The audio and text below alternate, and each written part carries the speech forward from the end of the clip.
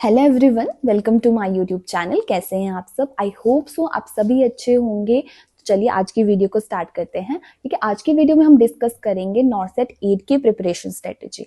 ठीक है, इस वीडियो में जो मैं आपको बताने वाली हूँ पर्टिकुलरली कुछ स्पेशल पॉइंट्स मैं आपको बताऊंगी जो आप अपनी तैयारी में यूज कर सकते हैं, which will help to boost your preparation as well as अगर आपने ये चीजें अपनी तैयारी में ऐड नहीं करी हैं तो आप इनको ऐड कर सकते हैं। ठीक है, it will give you more positive results. ठीक है, आफ्टर दिस वीडियो ठीक है मैं जो है वो अपनी एमसीक्यू सीरीज लाऊंगी। मैंने प्रीवियसली भी कुछ एमसीक्यू सीरीज की मतलब 2 to 3 वीडियोस डाली थी एंड नॉर्सेट 7 में वैसे ही कुछ क्वेश्चन हमें देखने को मिले थे, तो आई होप सो वो भी आपके लिए वैसे ही हेल्पफुल रहेंगे।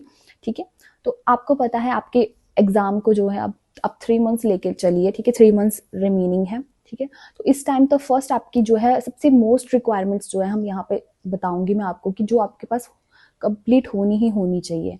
फर्स्ट है आपकी थ्योरी। गाइस, क्या आपकी थ्योरी अब तक कंप्लीट है? ठीक है, अगर नहीं है तो मेक श्योर कि आप जो है 1 मंथ और बस उससे ज्यादा जो है मतलब क्योंकि last 2 months is for revision, वो रिवीजन के लिए ही रखें। इस टाइम तक आपकी थ्योरी जो है वो कंप्लीट होनी ही होनी चाहिए। थ्योरी कंप्लीट है तो आपका रिवीजन इस टाइम के लिए स्टार्ट होना चाहिए। ठीक है, क्या आपका रिवीजन जो है स्टार्ट हो चुका है? ठीक है, तो मेक श्योर कि आप खुद को जो ये चीजें पूछते रहें कि क्या मैं कहाँ पे हूँ, अभी मेरी थ्योरी कितनी रही है, कब से मुझे रिवीजन करना है। एक आपके पास अपनी जो है पर्टिकुलरली एक टास्क होना चाहिए इस टाइम माइंड में कि नहीं इतने टाइम तक मुझे अपना सारा सिलेबस कंप्लीट करना है, इतने टाइम पे मेरा रिवीजन स्टार्ट हो जाना चाहिए, इतने टाइम पे मुझे previous year question paper start करने और test series side by side में दे रही हूँ कि नहीं दे रही हूँ। ठीक है, किसी भी तैयारी में ये 4-5 पॉइंट बहुत हेल्पफुल होते हैं। ठीक है, एंड मोस्ट ऑफ बहुत से जो एस्पिरेंट्स है वो इस चीज में कंफ्यूज होते हैं कि क्या मुझे अपने प्रिपरेशन में एनक्लेक्स को ऐड करना चाहिए कि नहीं करना चाहिए, कि टारगेट हाई बेस्ट है, पीआर यादव बेस्ट है या अदर जो भी आप बुक यूज कर रहे हैं। देखिए गाइस, जहां से भी आपने थ्योरी की है, चाहे आपके कोचिंग के नोट्स है या फिर पर्टिकुलरली आप खुद से तैयारी कर रहे हैं, मैं ऐसा नहीं बोलूंगी कि नहीं जिन्होंने खुद से तैयारी करी है नहीं वो सफिशिएंट नहीं है, आपको कोचिंग लेनी ही पड़ेगी, ऐसा कुछ नहीं होता है गाइस। अगर आपकी थ्योरी कंप्लीट है, आप थ्योरी अच्छे से पढ़ पा रहे हो, चाहे आप पीआर की जो थ्योरी पोर्शन है वहां से करो, टारगेट से आप पढ़ रहे हो या आप एनक्लेस के सॉन्डर्स से पढ़ रहे हो, जो भी आपके लिए काम आता है, जो भी आपको अंडरस्टैंड करने में इजी लगता है, it's best for you. Main है आपके कॉन्सेप्ट क्लियर होने चाहिए। ठीक है, जैसे मेरे लिए जो है मैं बताऊंगी तो मेरे लिए सॉन्डर्स की एनक्लिक्स बहुत हेल्पफुल रही थी क्योंकि थ्योरी तो मैंने पढ़ ली थी पर मुझे ऐसा लगता था कि मतलब कई क्वेश्चन ऐसे होते थे कई बार कि नहीं मतलब कहाँ से ये आ रहे हैं, क्या मतलब क्या कॉन्सेप्ट है इसके पीछे। तो जो सॉन्डर्स की एनक्लेक्स है उसने मेरा कॉन्सेप्ट क्लियर करने में बहुत हेल्प की। अगर आप जो है सॉन्डर्स नहीं पढ़ रहे हैं इस टाइम पे, आप किसी और बुक से पढ़ रहे हैं या आप कोई और बुक आपके यूज में ला रहे हैं तो मेक श्योर आप उसी बुक को यूज करें। हाँ, आप सॉन्डर्स के जो है वो नर्सिंग इम्प्लीकेशन जरूर देखिए। ठीक है, बिकॉज वो बहुत हेल्प करेंगे आपको तैयारी में। मैं ये नहीं बोलती कि पर्टिकुलरली आप पूरी बुक से पढ़िए, बट उसकी नर्सिंग इम्प्लीकेशन एक बारी जरूर देख लीजिए। ठीक है, नेक्स्ट हम बात करते हैं अदर बुक्स की, जैसे पीआर है, टारगेट है। पीआर आपकी काफी बेसिक बुक है, अच्छी बुक है, पढ़ी है आपने तब भी ठीक है, नहीं पढ़ी है कोई ऐसा वो नहीं है कि आपको करनी ही करनी है ये बुक। ठीक है, अगर आप टारगेट अच्छे से कर रहे हैं दैट्स ऑल्सो वेरी गुड, पर मैं बोलूंगी एक बुक रखिए, उसको अच्छे से पढ़िए, उसको ऐसे पढ़िए कि बस जैसे हम होता है ना कि एक एक लाइन इंपॉर्टेंट होती है वैसे पढ़िए, तो वो आपके लिए इतनी काम में आएगी। और आपको कहीं लगता है कि मेरे कॉन्सेप्ट इस बुक से नहीं ठीक हो पा रहे हैं तो दूसरी बुक ऐड कीजिए, जैसे आपके एनक्लेक्स हो गई। ठीक है, वो उसके मतलब नर्सिंग इम्प्लीकेशंस में बहुत अच्छे से दी हुई हैं तो वो आपको उस चीजों में बहुत हेल्प करेगी। ठीक है, नेक्स्ट बात आती है आपके रिवीजन प्लान की। क्या आपका रिवीजन प्लान है? क्या आपने रिवीजन प्लान अपना सोचा हुआ है? क्या आपने ये सोचा है कि लास्ट की जो है लास्ट मंथ में मैं पूरा रिवीजन करूंगा या लास्ट के 2 मंथ्स फॉर रिवीजन?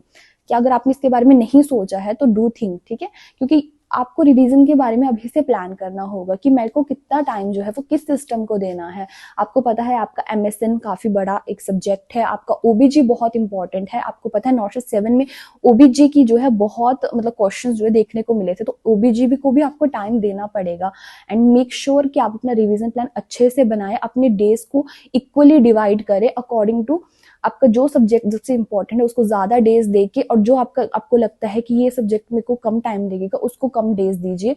पर ये स्ट्रेटजी अभी से बनाइए कि लास्ट के 2 मंथ को आप कैसे डिवाइड करने वाले हैं अपने रिवीजन के लिए। और side by side test series आप ले रहे हैं कि नहीं ले रहे हैं। अगर आपने अभी तक टेस्ट सीरीज नहीं ली है कोई भी, गाइस मेरी बात मानिए, टेस्ट सीरीज लीजिए, ठीक है। आपको जो है बहुत सी टेस्ट सीरीज जो है वो अवेलेबल है, ठीक है।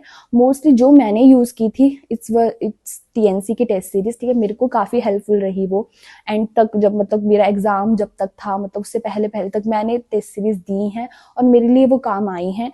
एंड आप एक बार लेके देखिए, ठीक है। टेस्ट सीरीज लेना बहुत जरूरी है, बिकॉज आपको पता है कि आपके जो है सीबीटी एग्जाम होने वाला है, तो वो आपको एक मतलब वैसे ही देगा कि एक एनवायरनमेंट वैसा क्रिएट कर देगा, जैसे आप उस टाइम पेपर में आप कैसे करेंगे वैसे ही आपको फील होगा। एंड सबसे इम्पॉर्टेंट बात जो है कि जैसा टाइम डिवाइड होता है आपके नॉर्सेट में, वैसा ही उस टेस्ट सीरीज में आपको देखने को मिलेगा।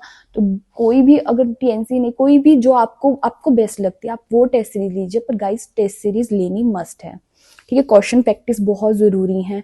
आपके जो टारगेट में आपको गोल्डन पॉइंट्स मिलेंगे हर मतलब सिस्टम के पीछे, उनको स्किप मत करना, वो बहुत इंपॉर्टेंट है, उनको जरूर मतलब अपने में ऐड करना। And revision is the key to success. जितना ज़्यादा रिवाइज करोगे उतना ही आपकी जो कॉन्सेप्ट्स जो है वो क्लियर होते चलेंगे। तो रिवीजन बहुत अच्छे से अपना रिवीजन कीजिए इस टाइम पे, ठीक है। एंड अदर पॉइंट्स जो मैं ऐड करना चाहूँगी वो है आपकी, जब आपका सारा आपको लगेगा कि मैंने रिवीजन कर लिया, ठीक है। रिवीजन के भी 2 to 3 टाइम्स आप रिवाइज करते हो। फर्स्ट टाइम में आपको थोड़ा मतलब लगेगा कि हाँ अभी ये चीज़ें रह रही थी, ठीक है। सेकेंड टाइम रिवीजन करोगे और चीज़ें क्लियर होगी, थर्ड टाइम रिवीजन करोगे। मतलब मैं ऐसा चाहूँगी कि कम से कम आप अपने नॉर्सेट 8 से पहले पहले 3 बारी तो रिवीजन कर ही लो। और उसके बाद जो आपको क्या करना है, एक छोटी सी नोटबुक ले लेनी है, उसमें सिर्फ आपको जो है अपने इंपॉर्टेंट पॉइंट्स लिखते जाने हैं ड्यूरिंग योर रिवीजन टाइम, ठीक है। और आपको एंड में क्या करना है, लास्ट के जो आपका 15 डेज रहेंगे उन्हीं इंपॉर्टेंट पॉइंट्स को सिर्फ आपको पढ़ना है, तब आपको अपने नोट्स पे नहीं जाना है, ठीक है। Make your LMR book, last minute revision book, ठीक है। उसमें इंपॉर्टेंट पॉइंट्स लिख लीजिए, ठीक है, जो आपको लगता है कि ये हेल्प करेंगे। और जितना हो सके चीज़ों को सिंपल करके पढ़िए, ठीक है। ऐसा नहीं करना कि बहुत प्रेशर ले लेना अपने माइंड पे, ये भी रहा है वो भी रहा है। आपको हमेशा ऐसा लगता रहेगा कि ये पॉइंट्स मिस हो रहे हैं, ये इंपॉर्टेंट पॉइंट्स छूट रहे हैं। तो इसके लिए क्या करना है, आपको इंपॉर्टेंट पॉइंट्स ढूंढने पड़ेंगे, इंपॉर्टेंट आपको टॉपिक्स ढूंढने पड़ेंगे। अब मैं आपको सबसे ईजी वे बताती हूँ इंपॉर्टेंट टॉपिक्स ढूंढने का, वो है प्रीवियस ईयर के पेपर, ठीक है। तभी तो बोलते हैं कि प्रीवियस ईयर एग्जाम के जो क्वेश्चन पेपर है वो आपको सॉल्व करना बहुत ज़रूरी है। वहाँ से आपको पता लगता है कि जो इंपॉर्टेंट टॉपिक्स हैं, जो नॉर्सेट के फेवरेट टॉपिक्स हैं, वो कौन से। बिकॉज ऐसा नहीं होता कि क्वेश्चन रिपीट होते हैं आपके इंपॉर्टेंट टॉपिक्स। तो वहाँ से आप अपने इंपॉर्टेंट टॉपिक्स ढूंढने पड़ेंगे आपको, ठीक है। बाकी मैं भी इंपॉर्टेंट टॉपिक्स पे जो वीडियो लाऊंगी, नॉर्सेट 7 के टाइम भी मैंने वीडियो लाई है। And some of my subscribers also say कि यही जो मैंने टॉपिक्स बताए थे प्री के टाइम, काफ़ी टॉपिक्स उसमें से आए थे। And I am thankful for her इतना अच्छा रिव्यू देने के लिए, ठीक है। एंड नेक्स्ट टाइम मैं भी इसको लाऊंगी। एंड आपने जनरल नॉलेज की, ठीक है, जीके की टेंशन नहीं करनी है अभी से। लास्ट 15 डेज से पहले पहले I will bring the general awareness की वीडियो में लाऊंगी, जो आपको हेल्प करेगी आपके नॉर्सेट 8 के लिए। बिकॉज आपको पता है चाहे 2 to 3 मार्क्स का ही आए, एक एक नंबर यहाँ पे इतना ज़रूरी है ना कि आप सोच नहीं सकते, ठीक है। तो उसकी आपको टेंशन लेने की जरूरत नहीं है, उसकी मैं पर्टिकुलरली वीडियो लाऊंगी, नॉर्सेट 8 के एग्जाम से पहले ही लाऊंगी। इस टाइम जिस चीज़ की आपको ज़्यादा फिक्र करनी है वो है आपका रिवीजन।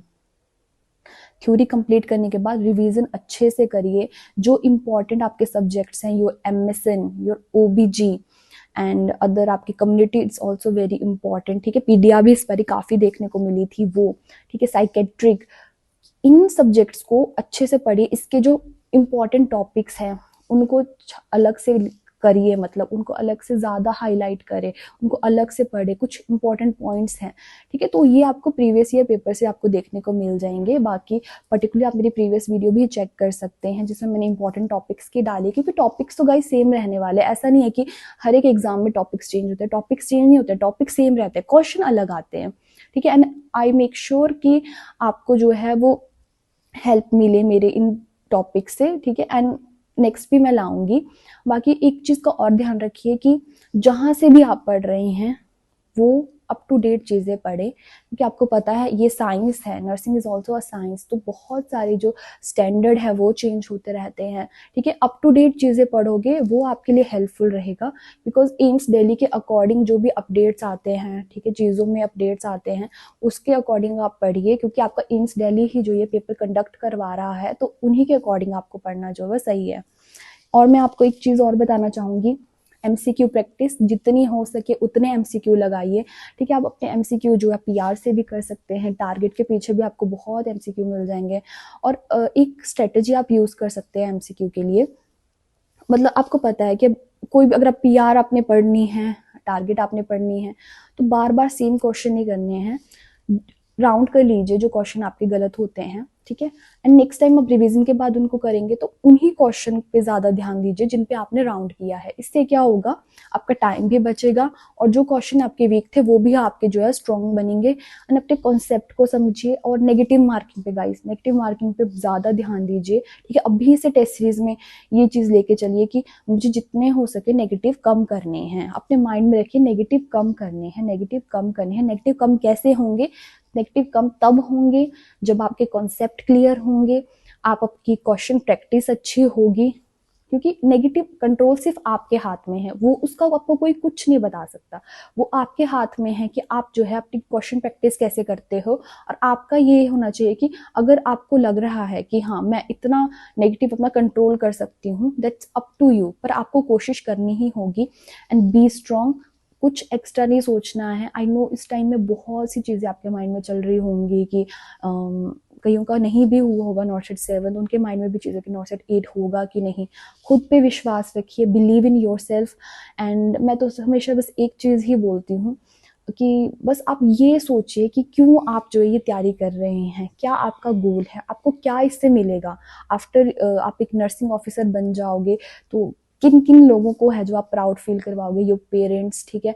एंड आई नो आपने बहुत सारे ड्रीम्स सोचे होंगे, ड्रीम्स रखिए, मैनिफेस्ट कीजिए चीज़ों को, पर सबसे इम्पॉर्टेंट है मेहनत कीजिए और अच्छे से पढ़िए। And I wish you all the best for your exam.